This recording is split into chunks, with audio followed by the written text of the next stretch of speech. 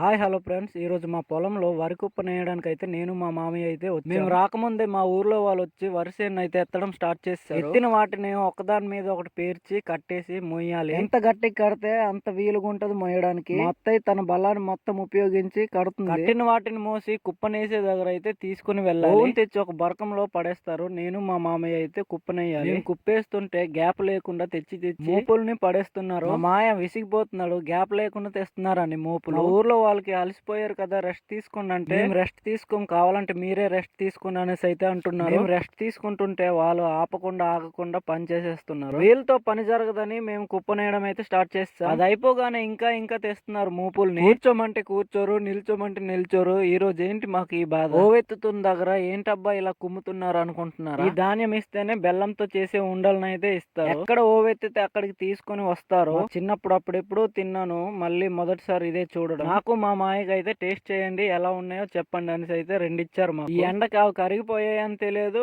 ఆలే పాకం అలా పట్టారని తెలియదు. మొత్తానికి ఈ రోజు నా చిన్నప్పుడు ఎప్పుడో తిన్న లెయ్యుండలను అయితే తింటున్నాను. టేస్ట్ విషయానికి వస్తే చాలా స్వీట్ గా ఉన్నాయి, బెల్లంతో చేశారు కాబట్టి. మీరు మీ చిన్నప్పుడు ఎప్పుడైనా తిన్నుంటే కామెంట్ చేయండి. మొత్తానికి మధ్యాహ్నం అయితే అయ్యింది, తినేసి మళ్ళీ కుప్పేయాలి. మీరు ఎప్పుడైనా కుప్పేయడానికి వెళ్ళారా? ఈ వీడియో నచ్చినట్టయితే లైక్ అండ్ సబ్స్క్రైబ్ చేసి మన ఛానల్ అయితే ఫాలో చేయండి. ఈ ఛానల్ రీసెంట్ గానే పెట్టడం జరిగింది. Please support. Thank you.